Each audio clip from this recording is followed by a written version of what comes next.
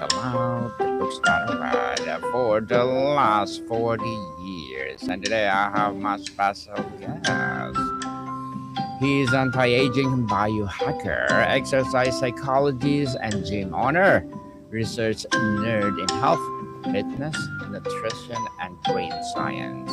And of course, the author of the book Cracking Your Calorie Code, and not than Mr. Pj Glassey. Welcome. Welcome, Mr. PJ, on Book 1 Review. And can you please introduce more about yourself that I missed? Yeah. Thanks for having me, Daniel. So I'm a gym owner. Started the X Gym in 1998 and wrote my book in 2008 and then updated it for Kindle version in 2020. And been an exercise physiologist since the late 80s when I got my degree from Seattle Pacific University. And I started out as a personal trainer, mostly out of clients' homes, to develop a new methodology based on the research I was studying as a research nerd, like you mentioned. And so, based on all that research, I came up with some new exercise methods and new way of looking at nutrition and brain training so people can get results faster and have those results be more permanent by rewiring their brain and knowing the truth about fitness and the truth about nutrition, which is what my book is about, just to help people. And because so many people are struggling so much, and they're on the diet yo-yo, and they just don't know what to do. And there's lots of misinformation out there, and there's lots of really good research studies lately that have been very helpful for a lot of people. So I just kind of compiled all the best information in the book to help people take shortcuts and get fitter and healthier faster with less willpower required. Well, thank you so much for sharing your knowledge and wisdom to the world, Mr. PJ. Thank you. So you argue that eat less, move more, and traditional calorie counting often backfire. If the foundational advice we've heard for decades is actually working against us, what else we have been taught about health that might be fundamentally wrong? Well, so much. Gosh, where do we start? So, traditional exercise, like strength training, for instance, was invented in 1891. That's where the sets and reps began. So, that's pretty outdated. And the most of the cardio exercise philosophies started around World War II. So, that's pretty outdated. And the most of the nutritional advice that we've been given, by government, mainstream stuff, was from the 70s. That's really outdated. And so there's been a lot of really good science and research since then. And but most importantly, it's about the brain, because you can know all this stuff and you can learn what the truth is and how to do everything properly, but it's still hard to do if your brain is fighting against you. And it usually does, because the subconscious brain is in charge of us. And the good news is the subconscious brain can be trained really easily by our conscious brain, our prefrontal cortex. Bad news is the subconscious brain operates at about the level of a 3-year-old. So our toddler is in charge. And the parent brain, the PFC, prefrontal cortex, can train that toddler.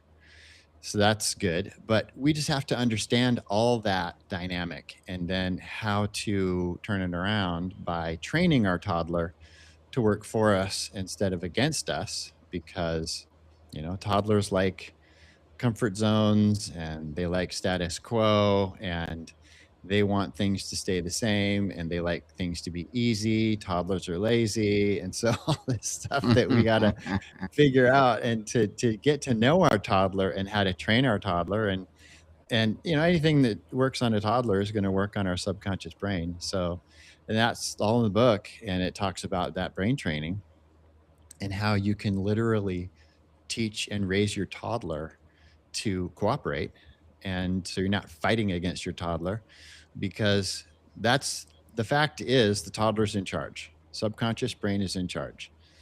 And we just have to be able to understand the toddler, get close to the toddler, and like a loving parent, raise that toddler and train that toddler and rewire that toddler. So now the toddler's on our side instead of fighting against us, creating the weight loss yo yo and creating the New Year's resolutions, failures, and all those kinds of things that the toddler is so good at doing. Very well said, Mr. PJ. Science now shows evidence that traditional strength training is surprisingly ineffective, producing disappointing results proportional to the time required. If you've been Mhm. spending hours in a gym with minimal results, is it possible you're not failing? The method is. Yeah. So, like I said, traditional training started back in 1891, and Eugene Sandow invented it. He was a famous European strongman that came to America to make money with strongman shows, and he did. And then people told him that they want to look like him, because there was a lot of strong men back then, but they were big fat guys. Mm. Eugene wasn't. He was really strong, and he was just as strong as the big fat guys, but he was jacked and he was lean. And so he was getting all the chicks. And so all the other guys in the late 1800s were skinny, and they wanted to be jacked like Eugene so they could get chicks. And so they said, "Hey, tell us how you're training. We don't want to look like the strongman, fat guy strongman. We want to look like Eugene strongman." And so at first he said no because he was afraid of competition, but then they wore him down and they said, "Well, we'll pay you lots of money." And so then he sold his methodology, and that's when sets and reps were born. And it's still great at getting people jacked. So if people want that, they should do it, but it's really time consuming. So to get considerably jacked, it's a part-time job. You're looking at 10 hours a week if you're super genetically gifted, and 20 hours a week if you're normal, to get super jacked. Well, most people don't have that kind of time. And nowadays, the segment of the population that wants to get super jacked is a lot smaller than it was back then. And it's continuing to shrink. People want to look and feel fit. They want to look like the cover of Fitness Magazine, not the cover of Flex. And so that's what I set out to design, is an exercise program that would tone and define people. It would also be safer, because traditional training is wrought with injuries, and then would also be sustainable. 21 minutes twice a week is equivalent to about 7 hours of traditional training. And so it's a time hack. It tones and defines instead of bulks, and it's safer.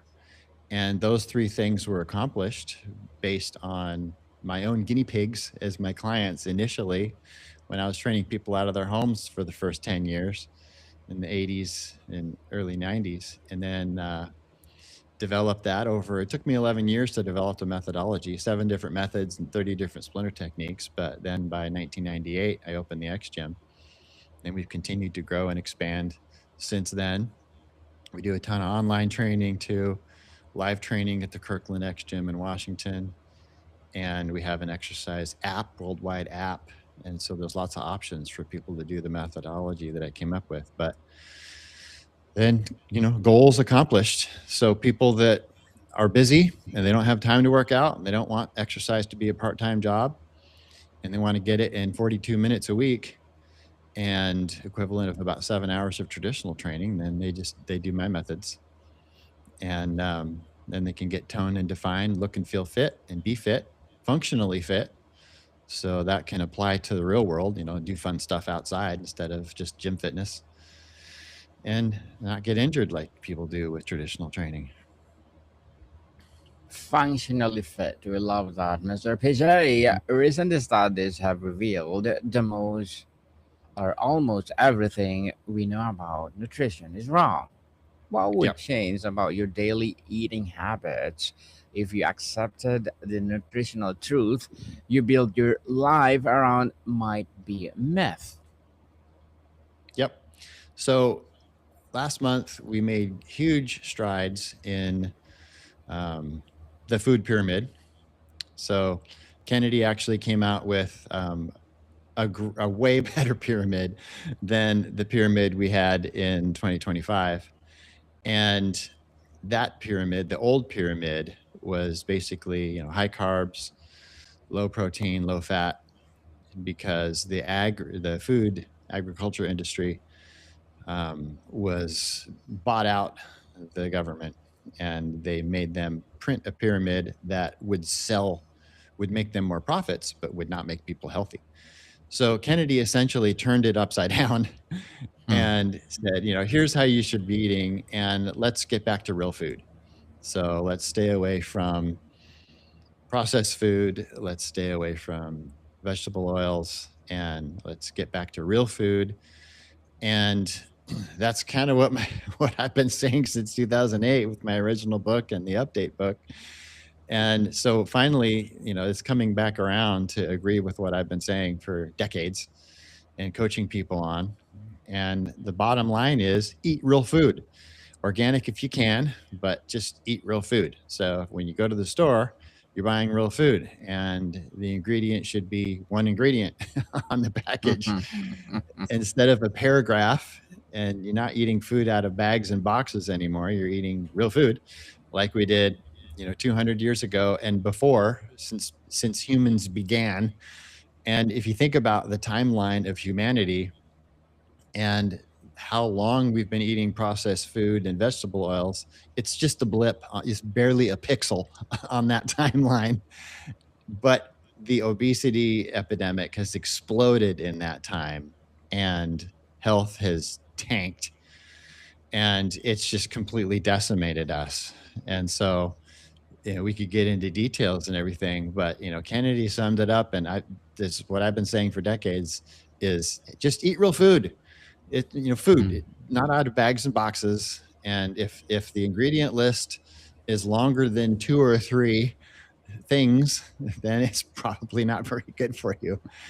And so, but also the processed food industry they have made things really tasty. There's this bliss point, and they have scientists that tweak taste and stuff, and so people get addicted. And if the ingredient list on your bag or box is a paragraph long or longer with foods and things that you can't pronounce, they're not foods, they're just ingredients and they're chemicals. Those are in there to get your brain addicted, to make your brain spit out dopamine and then get addicted, and more dopamine anticipation of the next bite and all this kind of stuff, and to get you to buy their product. And it's all about profit, and they don't care about your health. So we're just basically getting away from that, which is easier said than done, but that's where the brain training comes in, because you're rewiring your brain, and you're getting rid of the cravings, and you're getting in touch with your hunger, so you don't need GLP-1 drugs and all that kind of stuff that they're new and the biggest thing now. And you just don't need all that, because your brain is rewired. You're in control of your hunger mechanism, and you're eating real food, which is much more satisfying. It doesn't make you hungrier like the processed food does. And we're just getting back to what we did 100 and 200 years ago, until the beginning of time, when we were healthy and we didn't have an obesity epidemic, and we weren't all dying from heart disease and cancer. And we're just getting back to that, essentially. Definitely, and beautifully articulated, Mr. PJ. Your methodology helps people achieve extraordinary result in less time. What would Mhm. you do with the extra hours each week if you could get better fitness results in half the time? Yep, that's right. Yeah, we say half the time because we're under promising, and we are over delivering by when people follow our methodology, whether it's on the app or online training or at the X gym. Then they're saving more than time than what we claim. And so it's just a nice surprise. And yeah, they're getting their life back, and they're taking advantage of hours of traditional training without having to do hours, just minutes instead. Because the research that's come out, especially since the 70s and 80s, when it kind of started, which is interesting to me, because I guess nobody really cared that much before the 70s and 80s. And when I was in college back in the 80s, I went down to our school library to, start research papers because, that was a requirement of getting my degree. And, and I could only find 6 exercise science journals. And so I went to my professor and said, what's the deal? And should I go to the Seattle library? And which I did, and I found one more. And so and he said, yeah, that's all there are. And you're a pioneer. And so now there's hundreds of exercise science journals, but back then, just half a dozen. That's it.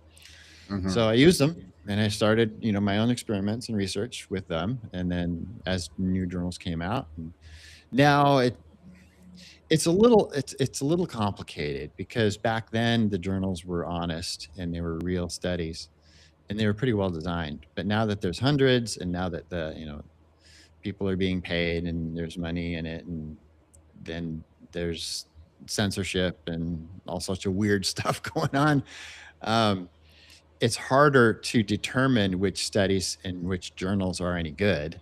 And there's some that I've completely stopped reading, and there's others that new ones coming out, or it's like, oh, let's figure this out. And then there's studies that are just really bad and super biased and just horribly engineered, and there's better studies. But that's one of the things that I learned when I was getting my degree, is how to read research and how to find the bogus ones and ignore them, and how to find the good ones and glean the information that I can out of them. There's no such thing as a perfect study, but there is a such thing as fraud, and there's a lot of that, and bias, and there's a lot of that, but there's a lot of really good studies.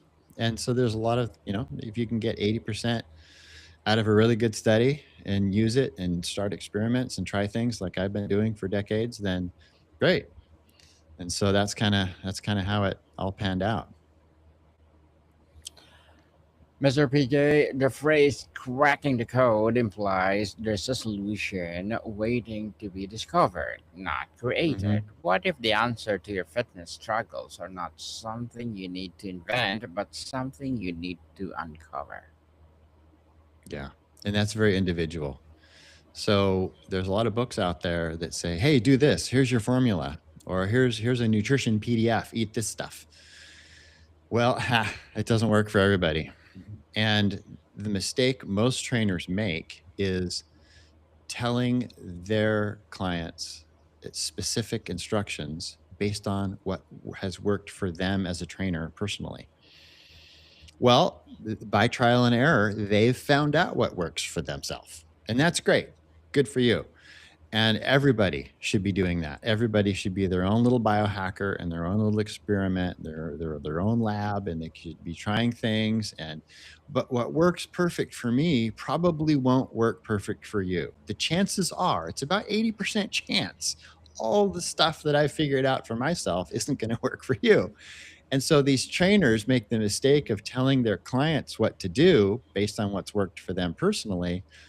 And there's an 80% chance that client's going to come back and say, yeah, I'm struggling. I don't know. I just can't. I don't know. It's not working for me. And then the trainer accuses them of not being perfect and then the client's like, well, yeah, it's also really hard and it's frustrating. And the trainer's like, well, just suck it up and have more willpower, because they don't understand there's 16 different brain types out there. And there's a bazillion different metabolisms out there. And so what they need to start with is to figure out how their brain is wired. And then figure out how to rewire their brain. So they have some struggles. And with the brain type test, it's braintype.me that I developed. You can figure out which brain type you are. And then you're going to get specific brain training techniques customized for your brain type. So they're going to work for you.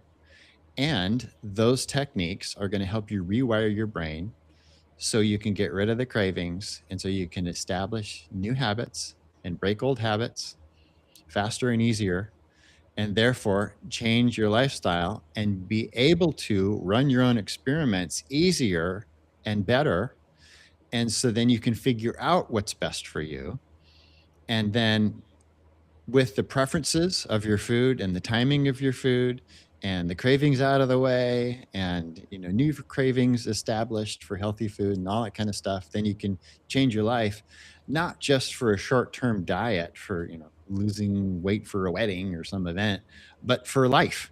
So because you're changing your brain, you're not going to do the yo-yo thing because your brain is changing as your body is changing, and then that makes it permanent. Because as your body changes, your brain is changing. And if your brain doesn't change, but your body does change, that's the reason the yo yo happens, is because the brain always wins. So these people doing their New Year's resolutions that have these really fast results, if they do have fast results, 95% of the people fail, but of the 5% that do succeed, if they don't change their brain, then they're going to snap back and they're going to gain the weight back and they're going to be really frustrated and they're going to be asking, what the heck? Well, it's because your brain didn't change along the way with your body. And that's the secret, is to change both together. So then when you do achieve your goals and your body is different, your brain is too. And now you're a different person. And now you're doing things because you're that new person, not because you're still forcing it and willpowering it along the way and using all that energy to, instead of having your brain work for you instead of against you. Very well said, Mr. PJ. And to wrap up our discussion for today, the nutrition guidance is refreshing simple. Just eat real food. What complexity Mhm. have you added to your eating that distract from this basic powerful truth? Well, there's different kinds of diets out there, and that's another experiment that people need to do to find out their pattern. What I usually tell people first to try first is the Mediterranean diet. But then they can try keto or they could try paleo, but the Mediterranean is basically the easiest. And it's real food. It's a real food diet. So all of them are real food diets. But that is often the one I recommend first because it's the easiest of all of them. And then as people change their brains and find it easier to adopt a certain diet, then they can continue to.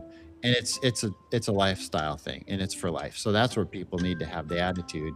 Okay, I'm changing now. I'm not just doing this for short-term gains. I'm doing this for the rest of my life because I want to be healthier too. Sure, I want to lose weight and get fitter and all that kind of stuff, but I want to be healthier and I want it to be for life. So it's the attitude that makes the difference as well. The attitude indeed. So, Mr. PJ, can you please invite the listeners to support cracking your calorie code? Mm-hmm. Yeah, it's on Amazon.com and myxgym.com. That's my website, xgym.com, xgym.com. All the info, book, everything, app, everything is all right there. So it's real easy to find my hub. Yes. How about the gym itself, Mr. PJ, where they can locate your gym? Yeah, so the physical gym is in Kirkland, Washington. And we're a lab and a gym, so we're always trying out new stuff, and it's really fun. But we also do online training all over the world, and then we have our exercise app that people all over the world can use at their own leisure and their own timing. Well, thank you, Mr. PJ, for sharing, cracking your calorie code, and hoping for more and more empowering books like this to rise. So, I have one more question. Whether Mhm. we want a longer lifespan or longer health span, if you could live to 100 but spend last 20 years limited, or live to 85 but fully functional until the end, which would you choose, and does your current lifestyle reflect the choice? Mhm. Great question. I think everybody would be able to answer that pretty easily. It's about health span, health span, lifespan. Mhm. Lifespan is one thing, but health span is really where it's at. Certainly, people like longer lifespan is not good. So longer health span is better. So Mhm. please do buy the book of Mr. PJ, and you will enlighten and be healthy because health is wealth. So, Mr. PJ, thank you so much for your time. Thank you very much for having me, Daniel. Appreciate it. You're most welcome. And more to come, people. See you soon. And I'm inviting you to please do come over to my Entrepreneurship 101 and let's talk about entrepreneurship mindset if you are interested. Wonderful. More to come, people. See you soon.